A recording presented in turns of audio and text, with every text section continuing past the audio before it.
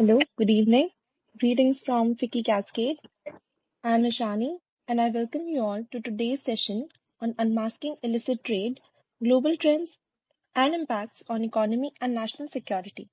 Our topic for today explores the pervasive nature of illegal trade activities worldwide and examining how they undermine economic stability and pose significant threats to national security.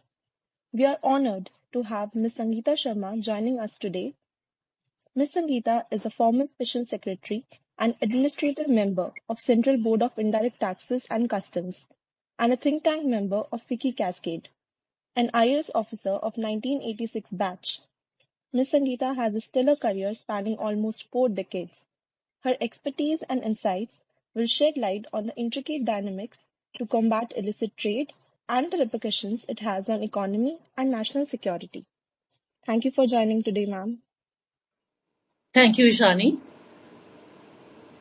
Ma'am, let's begin by outlining the threats of illicit trade and what, according to you, are the special measures that are essential for governments as well as international organizations to strengthen their border management and effectively mitigate these risks. So, at the outset, I have to thank FICCI Cascade for having me share my understanding of the subject of illicit trade with your listeners. I would say this podcast is a very effective platform to reach out on issues which ought to engage all of us in society meaningfully. And Cascade, I must say, has been doing a great job in this regard. And coming to the subject of illicit trade, well, it means a whole host of activities that exploit trade and tariff policies of the countries, both domestically and globally. The objective of these people is to make profit by exploiting vulnerable society and fragile borders through illegal means. What worries us is that more and more illicit trade is being used for dark and violent purposes, such as drug running and narco-terrorism by non-state actors, who may even use it as a means to upset the world order. So to counter this threat, as you ask, what we need is a sustained movement. It should comprise efforts on the part of the enforcement agencies of the government, their continuous collaboration with each other, and all international organizations. And most of all, we must have a people's movement inspired by the need to address the evil for the good of ethical business and society at large. And definitely, I feel the most effective tool we have to combat illicit trade is technology. Data is being generated and captured continuously in commerce today. So whether it's in the sale purchase details or shipping details as well as the geographical pain points, what we have to do is we have to harness and analyze this data to understand the trends in illicit trade and then continuously work to find solutions to plug the loopholes that are being exploited by smugglers. So to this end, yes, use of AI and all available state-of-the-art technologies are needed to be used. So that is what I would have to say on the subject, Ishani. Thank you, ma'am. You rightly pointed out the importance of technology. But right now, there are organized crime groups that are involved in smuggling activities. So, how are they exploiting the different routes to infiltrate India's legal supply chain, be it land, air, or sea? And what are the primary commodities and methods that are involved in these smuggling activities? Okay, let me throw some light on it. So supply chains are actually the backbone of international trade as well as domestic trade. Supply chain management is a very big issue in today's world. So what does it involve? It involves multiple firms, companies, people, as well as a number of individuals. They must all come together for smooth transportation of goods using a multimodal transportation system. They use land, air, and sea routes, and also handling of goods at various transport terminals, land, sea, air. At the same time, they have to also follow the laid down regulations and processes of the exporting as well as importing companies. So let me share that around 80% of the volume of international trade in goods is carried out by sea. And to just give you an idea, approximately 750 million containers are shipped annually across the globe. So if there's a delay in clearance of goods, it can have a significant impact negative on the quality and value of goods, as well as in the terms of negotiation, between the two parties in the international trade. So, given the fact that we have to do a lot of speed, globally container screening involves 2% of overall containers arriving in seaports. And considering the low screening rate, One of the most commonly used modus operandi by criminal syndicates to benefit from legitimate trade and to smuggle contraband is what we call the rip-off, rip-on technique. So what they will do, and these are all criminal syndicates, there is not just one individual involved, there has to be a whole chain of individuals spread across the globe. A legitimate shipment, usually a container, it's infiltrated to smuggle contraband from the country of origin or the transshipment port to the country of destination. Neither the shipper nor the consignee is aware that the shipment is being used mostly to smuggle illicit cargo. So what they will do is they'll take the sea workers, loaders, people who are in the vulnerable section of society, who will do work for small profit. And these syndicates will they'll put their illegal goods inside the container. At any point of time, with the help of these port employees, they can take it out, they can transship it. And so during the journey of the contraband in the container, it can be taken out at any point of time. And similarly, entry and exit points are also available for cargoes routed through air and land. In such cases, the important entry points and exit points are the land customs station in the case of land transport, courier terminals, foreign post office, air cargo terminals and freight stations in the case of air transport. So we are also seeing in the post-COVID-19 scenario an increase of digital commerce being used, right? More than 40 lakh courier bills of entry and 130 lakh courier shipping bills are being filed annually. So what would be the major commodities and the trends, as you asked, in smuggling activities and through, when they would infiltrate the supply chain, what is it that is being done? So if the listeners have been following FICCI Cascade handle on X, you will notice that there are daily updates on live cases of smuggling activities and action taken by various Indian authorities. So from an analysis of the data, in fact, I must share that I am relying mostly on the Smuggling in India report of our apex organization called DRI to give you what are the trends in the primary commodities that are being smuggled. In the first place, narcotics and fake Indian currency notes are being smuggled. We are seeing here the use of carriers or mules. Traditionally, these people, हम उन्हें mules कहते हैं. Traditionally, they are used to smuggle narcotics. But what we are seeing is an increasing use of the post and courier route, concealment and baggage, and increased use of vulnerable Indian nationals. So old people who are not able to completely understand the impact of what they are doing are being used by these crime syndicates. We call them organized crime groups. So they'll use passengers, they'll use transshipment methods, they'll use the land border. And in land borders, as we all are a little bit aware, Northeast remains a big area of concern because of the porosity. We don't have a border, fencing and all in the Northeast. But if you've noticed, very recently, gold has been caught in Ladakh as reported by ITPP. So what we are seeing, especially in gold, is an increase in smuggling through passengers. The trend is to bring in the precious metal in compound form through body concealment in baggage, machines, cosmetics. And even so, the traditional routes and methodology of smuggling gold bars through maritime and land routes and the use of foreign nationals, airline staff, and international transit passengers as gold carriers or mules continues. So that is for narcotics, gold, drug running. But at the same time, everyday traded commodities are also being smuggled. And illicit trade is going on in that, and this impacts both public health and safety. So what are these commodities? For example, cigarettes are the most important commodity susceptible to smuggling. Cosmetics, firecrackers, toys, betel nuts, e-cigarettes or vapes, even insecticides. So you can imagine if you are going to have spurious drugs, how much it is going to harm the people who are going to use it. Then we have हमारे यहाँ रक्त चंदन कहते हैं उसे, red sandals. It's a very highly priced commodity especially in the China area, as well as environmentally hazardous goods, e-waste, exotic animals. आपने पढ़ा होगा कि there was an catch of iguanas, star turtles. So many Indian species are being traded and smuggled in.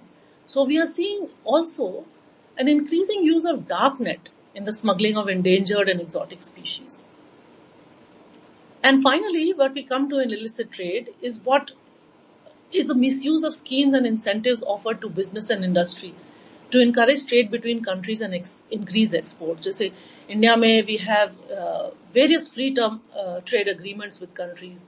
We have what are called the EPCG scheme, duty free zones, merchandise export from India schemes. In सबको these are being used for trade based money laundering by the elements that are involved in smuggling. And typically, this is affected through misusing of international trade transactions, by fraudulently reporting the price, quantity, or quality of goods. And in this way, in trade-based money laundering, which is the biggest threat in organized crime, criminals can quickly move substantial amounts of money or value from one jurisdiction to the other. So this is what we have seen are the latest trends, and I would share in terms of the commodities being smuggled. And also what I mean, these are two things that you must keep in mind. The infiltration of the supply chain and the money laundering, the trade-based money laundering, these are where organized crime is transiting to in terms of trends. Yes, that's what I have to say. Thank you, ma'am. So you enlightened us on the different routes that are being exploited by organized crime groups, both traditional as well as the new age routes. And so all these are bound to have negative impacts. But specifically, Yes. what are the negative impacts that it has on national security and the economy of the country? So definitely, national economy and security both are impacted. There is the use of technology and risk management has to be done because, as you will see, for example, a genuine businessman, let's look at the national economy. A genuine businessman is trying to make both ends meet, he's trying to sell his products, and there somebody will come in the market with fake, spurious products, undercutting him. That is going to hurt business. As it hurts business, it hurts overall the national economy because in India, as we are aware, the MSME sector is a very big sector for our industry. India grows in small areas. We have small businessmen contributing largely to the economy. So all these people who are traders, who sell goods in the market, they are continuously being impacted and undercut by illicit trade. So that definitely is one aspect of illicit trade. National security के लिए तो as I have said, both drug running, narco terrorism, cross border, like what is the impact of what ITBP has found in terms of gold in Ladakh? We can all imagine the non-state actors that are working towards payments for acts that are anti-state. So there is a great impact on national security of illicit trade. And more we find that, the personal profit and just collective profit of a group is being substituted by these non-state actors to harm national security. Okay, ma'am. Now that we've covered the threats, the routes, and the repercussions, so what, in your opinion, is the way forward to combat illicit trade? Way forward, as I've already said, is increasingly the organizations world over are seeing that largely we will have to use technology and risk management. Like I've told you, if only 2% of cargo is examined at customs, how will we ever know what is being moved through containers unless we are going to use technology, we are going to use smart containers, we are going to use a full analysis of, like I said, there you have a complete big data on what is the sale purchase going on in the world, what are the various global hot points जहाँ से ये goods आ रहे हैं हमारे पास and how they are being dumped into the country. So we have to use the available data while we are also helping our goal of ease of doing business. We have to use precise technology-driven interventions to detect smuggled goods. There's also a need to maintain and improve the coordination and collaboration of all Indian and international agencies. So within India, we have so many agencies. We have customs, we have ED, we have all the state and central paramilitary forces, the MHA forces, as well as NIA, FIU, all of these are combining together to share information and to go forward to combat illicit trade. And I must say that public awareness and outreach programs at various levels through schools, colleges, on social media, through conventions and other events, also helps to combat the menace by helping people understand the impact of what is illicit trade and how it will finally harm society. Yeah. Thank you, ma'am. Since you've worked with CBIC in very prominent capacities, so could you share any notable case studies or any successful operations where the CBIC it effectively disrupted such smuggling networks? So, what I would share is that there are various cases that are made with regard to on the land border at Northeast. Largely, we find a lot of smuggling happening through the Northeast for cigarettes, for betel nuts, etc. But what we concentrate largely is on drugs and on gold, because that brings us to the core of illicit trade. So we have had joint operations with Coast Guard. I think you are aware that on the Gujarat coast, very big cache of drugs was found, and then thereafter the national agencies got involved in trying to find out what is it. Was it cross border or was it not? So let me just give you a small example of neutralizing a network. I have a gold network to talk about. It's not a very big case, because many of these cases are out of the public fora, right? They are being investigated, they're continuously being used, and we may not be able to come out with specific data. But here is something in which DRI intercepted a consignment containing drum-type cleaning machine at the air cargo complex in Bombay. So we had got gold of 5.8 kg valued at 3 crores. It was ingeniously concealed in the form of discs which were recovered from the rotors of these machines, and which was shipped from Dubai. So with the goal of identifying the ultimate beneficiary and the network, the officers of DRI continued the investigation.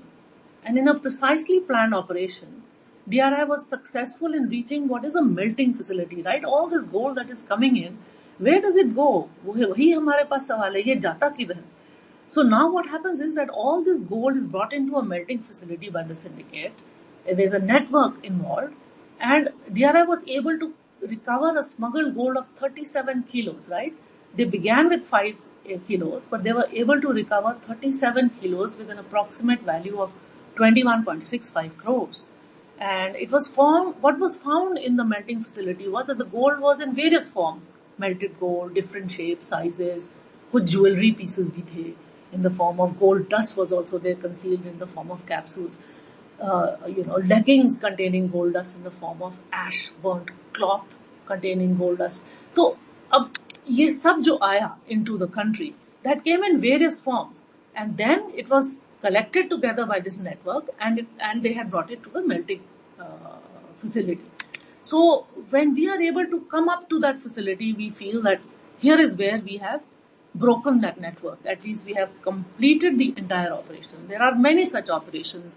They involve cigarettes, they involve drugs, they involve gold.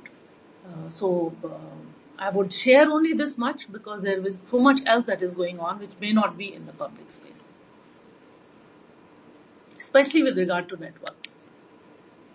That was very insightful, ma'am. It only increases our gratitude for CBIC and other law enforcement agencies that are That is working hard to neutralize such networks. it is our job to do that. Yes. So you mentioned previously that for combating this illicit trade network globally, there are national and international agencies that need to collaborate. So how Yes. does CBIC collaborate with national and international agencies? So interesting. Like I've told you, on the national level, we have all these agencies, ED, NCB, FIU, even income tax authorities. All of us are brothers in arms in the war against smuggling. And within India, we have a very interesting forum called the Regional Economic Intelligence Council, which meets on a zonal level, all India. And almost 13 to 15 agencies meet together, and we share our seizure data. Because there are so many laws that are being violated, that if you seize goods under the Customs Act, they may have money laundering implications. It may have so many other implications for the police forces, right? So when we share this data, it helps all of us come together and try and see who is a person who is suspicious beyond just trade and going into the national security area. Internationally, Indian Customs is part of the World Customs Organization. So, World Customs Organization is headquartered in Brussels, in Belgium, and we have been a member nation since 1971.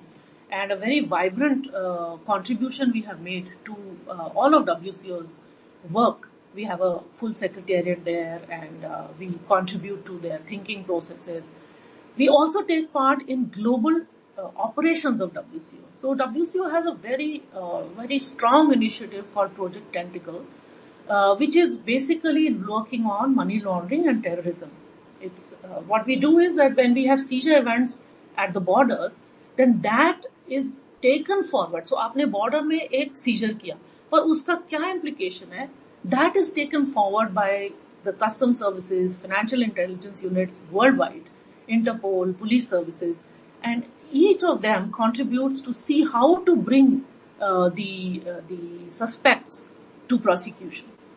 So, for example, just to give you an idea of Project Tentacle in 2023, and I'm basing these facts on what is the WCO illicit trade report. So just like DRI takes out a smuggling in India report, WCO takes out an illicit trade report every year. And this 2023, June 24, they have just taken out their 2023 report. So they do mention that in Project Tentacle, they had joint operation in the Asia Pacific, Eastern Europe and Mediterranean region. And the cash itself exceeded $22 million. And the operation also exposed multiple illicit networks, resulted in an arrest of 130 money launderer couriers. And yes, DRI, representing customs, executed a joint project with WCO in 27 ports across India. And just to give you an idea of the success rate, the seizures totaled 12.7 million euros, and the arrests of 97 violators was effected. So therefore, all these operational efforts, which are collaborative events, they yield a valuable intelligence with regard to what are the new techniques, concealments, what are being used, how the organized syndicates are going forward to game the system, right? At the same time, we also in customs we also participate in smaller operations. Like there are worldwide global operations for small arms and light weapons. There is illegal wildlife and timber trade operations. Hazardous waste is a very big issue. If it lands in a country without permission, then it can lead to so much radiation and so much of societal harm. As well as we have participated in narcotics and wildlife trade, and also interestingly, counterfeit illicit medicines, vaccines and medical supplies. So Interpol also carried out an operation Lionfish targeted at drug trafficking, which we participated in. So, it's actually everything all in a day's work for us to continuously collaborate, continuously do work to address illicit trade. So, yes, the international agencies that we collaborate with, for example, other than WCO, is the International Narcotics Control Board, United Nations Office on Drugs and Crime, the UNODC, Medicine and Healthcare Products Regulatory Agency, Convention on International Trade in Endangered Species and Wild Flora and Fauna, which is CITES. We also have, from India, customs mutual assistance agreements with various customs administrations in the world. So we help to, especially within the collaboration is more deep with India's immediate neighborhood, which can help cross-border syndicate, address cross-border syndicate crime. At the same time, we also host international events in customs, where we invite partner customs administrations from both the SAARC nations as well as the Asia Pacific and Middle East.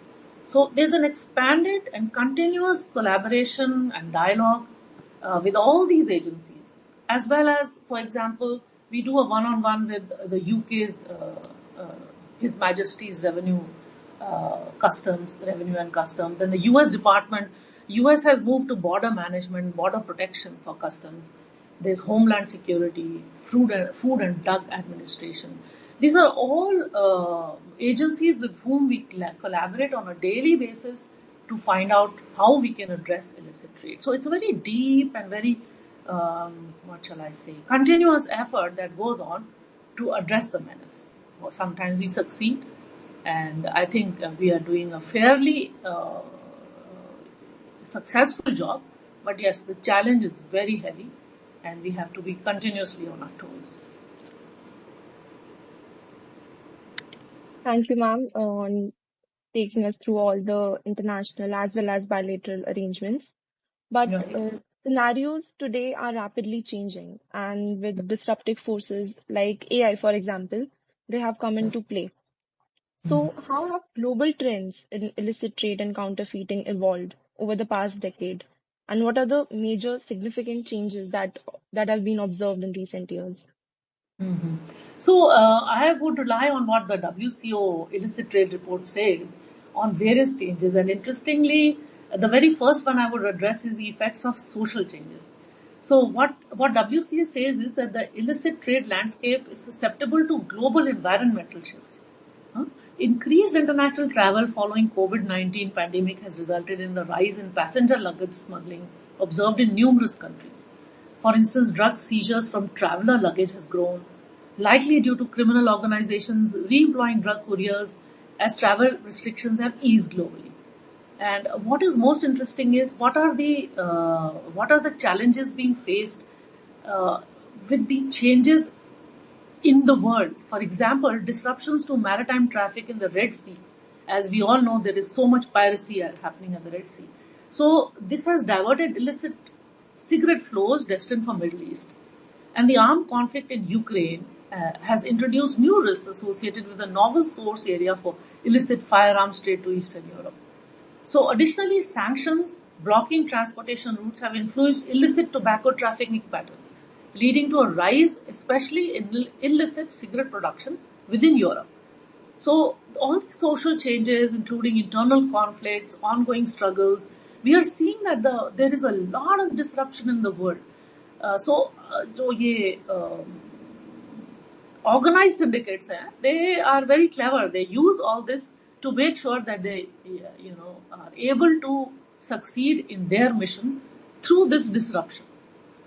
So what are the routes that our WCO says? Many of the members have illustrated that the interconnected nature of global trafficking flows show that primary cocaine flow originates in Latin America. हमें drugs पे बहुत concern है. इस वजह से we know that cocaine flow will originate in Latin America, reach Europe, either directly or indirectly through transit countries in Central America, Western Africa. So interestingly, what WCO says is that Antwerp, Rotterdam, and Valencia, they're the three main ports for entry of cocaine into Western Europe. Hmm? Land routes via trucks are subsequently employed for secondary distribution to the Nordic countries. So drugs remains primary as a something that we need to address through illicit trade, and we need to bring society out of it, and that is why WCO has a lot of study on drugs.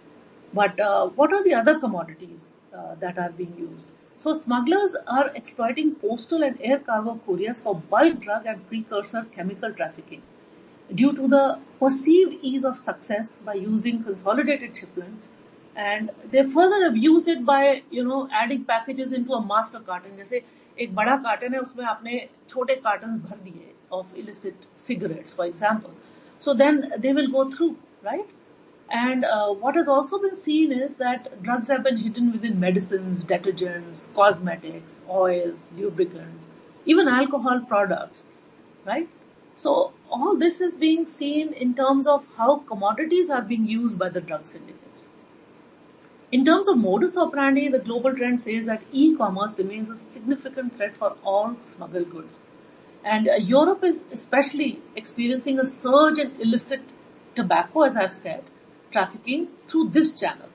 And the sale of counterfeit products through social media on internet is also on the upsurge. North America में अगर हम जाएंगे तो we are observing a trend of 3D printed firearms sourced primarily through e-commerce. And criminals are also adopting technological advancements, double-bottomed containers are being sea containers are being used to conceal compartments, so that when we come to inspect the cargo holds, you are not able to make out. So technical surveillance tool जैसे हमारे air tags हैं, they are also being used by criminal syndicates for their own purpose. And additionally, as we are seeing that not only just air but road vehicles are also a great a mode of transport which is being used by criminal more and more for smuggled goods. So what happens in vehicles is that you can, you can use sophisticated hiding places. You can hide cigarettes, for example, in a remote controlled bunker built into a van's roof, right? You can change license plates on trucks in another tactic. For example, they have observed this in Africa. And in Latin America, they have seen a shift from traditional older vehicles to high-end models with tinted windows for smuggling purposes. So I'm bringing you a flavor of the world, global aspect of illicit trade. But of course, we have to, in India, be very sure our methodologies are very typical and perhaps sometimes different from the global trends. So those also we look at, and we are addressing those as well. Yes. Thank you, ma'am. I think we can conclude that illicit trading syndicates are smart, but our agencies outsmart them every time. So, uh, I just wanted to ask that in a country like India, like you mentioned, that general awareness about such activities and their repercussions is quite low. So, Yeah. what is the role that organizations like FICCI Cascade can play in countering illicit trade? So, I will share with the listeners that FICCI Cascade has been in the picture in as a dedicated forum for establishing for fighting illicit trade. Cascade is actually a acronym for Committee Against Smuggling and Counterfeit Activities Destroying the Economy, right?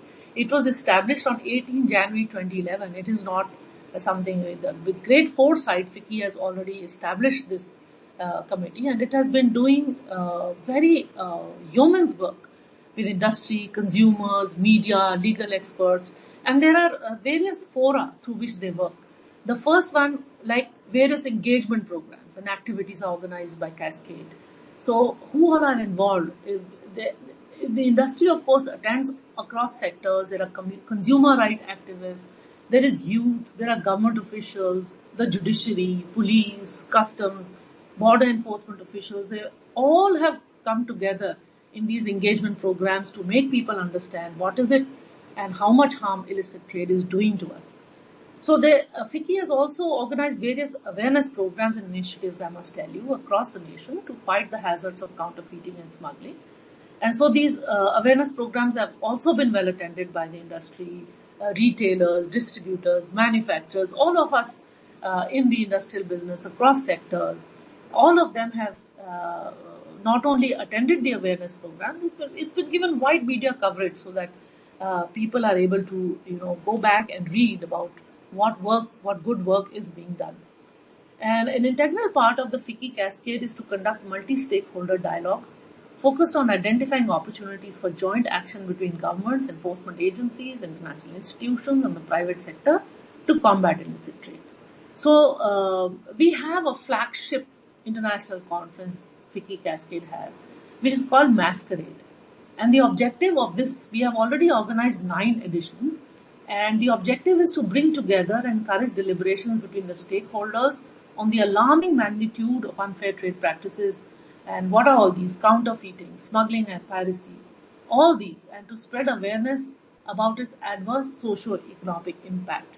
We try and bring together resource people from around the world, from within India, so that all the people who are participating in the conferences, there's a great value add to their understanding, and they also are able to be more aware of where the loopholes are and how they can address it as manufacturers, as distributors, as traders. I think all of us in the industry need to understand how to address this problem, and FICCI and its committee called Cascade is doing a great work in this regard since 2011. Thank you, ma'am. I would request our listeners if they have any questions, they can join in. Yes, please.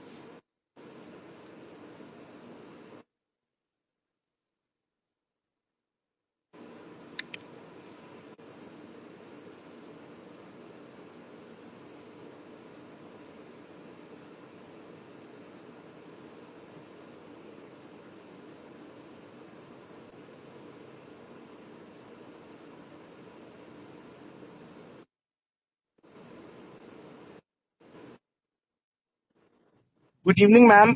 This is Adarsh, and Yes, Adarsh. thank you for such valuable insights, such eye-opening insights. So, my question to you is, as we don't know what happens on ground, my question is with regards to the region of Jammu and Kashmir. So, we don't know what happens on ground, but we have heard and watched a lot of movies, consumed a lot of news that smuggling and terrorism goes hand in hand. So, what are your views on that? No, so definitely, like I was telling you, originally शायद personal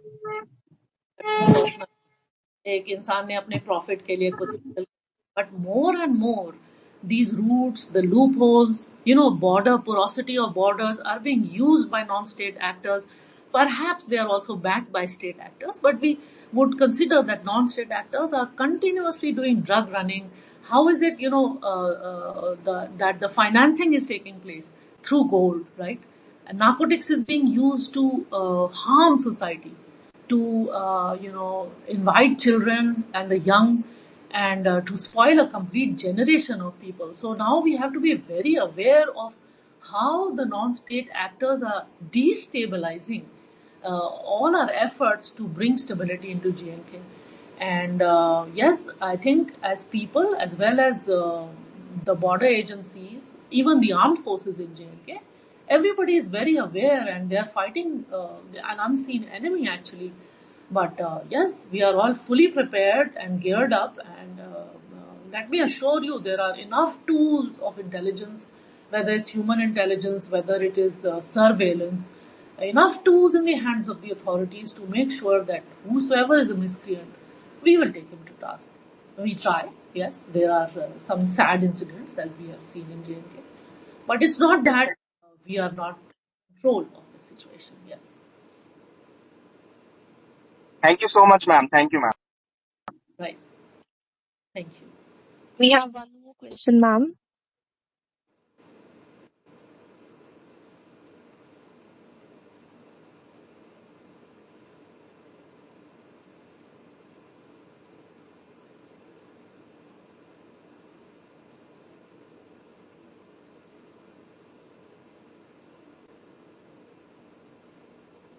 Vishal Sharma.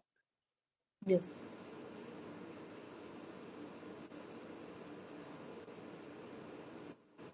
There is some error uh, in adding him. Right. We are not able to hear him.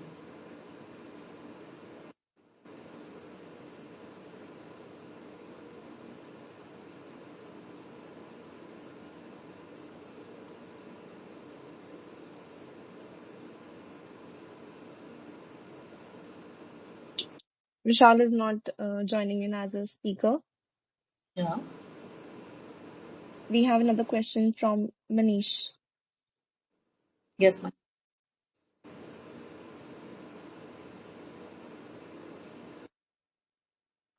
yes, Manish. Of import and export. Right. So, ma'am, my question to you is like, how can I protect my business from the network of illicit trade? Or like FICCI can support me in becoming into that network of illicit trade?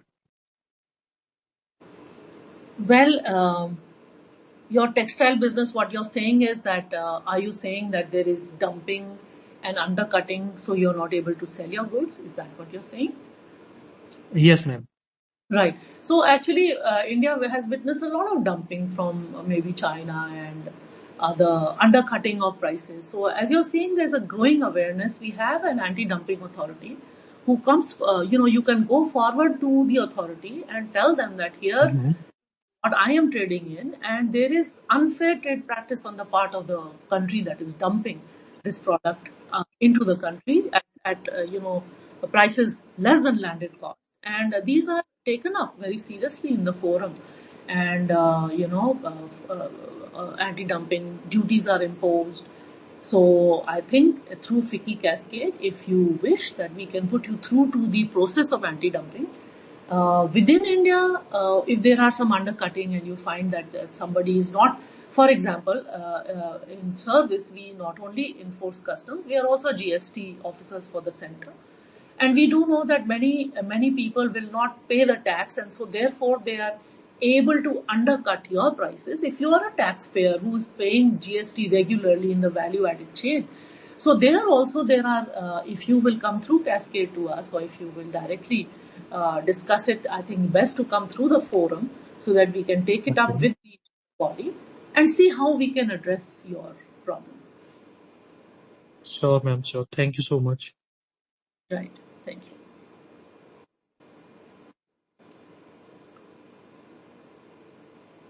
We have a request for again from Vishal Sharma. Let me just add him.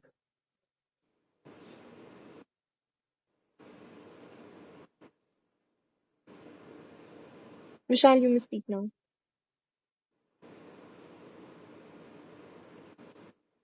I think there's some problem with this connection. Meanwhile, Yeah. ma'am, we have a question in the comments.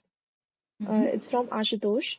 So, some perpetrator groups manufacture and sell fake goods in the market and remit a portion for financing their terrorist activities. Is that true? Can you repeat it? I was trying to read the comment, but I'm not able. Can you repeat that? Okay. Yeah, sure. So, some perpetrator groups, they manufacture and they sell fake goods in the market and remit a portion for financing their terrorist activities. Is this true? Ah. Now, this cannot be specific unless he has some specific information. But yes, there would be people who would look at terrorist activities also. That is the entire game of the organized syndicates to use the licit trade routes, maybe trade in commodities, and at the same time use the money that they're having getting out of this trading to fund illicit activities. Yes, definitely. And I can't say that there has been a specific instance found by the authorities, but there a possibility exists for sure. Thank you, ma'am. I think we're done with the questions. So, thank you so much, ma'am, for taking out time and speaking to us today. I'm sure it was very enlightening for our listeners to gain these insights from your experience and your expertise. We are surely honored to have officers like you that work hard day and night to combat this practice of illicit trade. Thank you so I much. also Hope that I have been able to, give a small insight into. It's a very deep experience, and there are so many instances that come to mind. But one is able to just give a broad picture through these podcasts because it must be factual, it must be based on research, right? So I hope all of you have understood and appreciated this little insight into what is illicit trade. It was really insightful, ma'am. Thank you so much. I will also thank our listeners for joining in. So, with this, we conclude today's session. And please join in for further such sessions by FICCI Cascade. Thank you so much, everyone. Thank you, ma'am. Right. Thank you so much. Bye.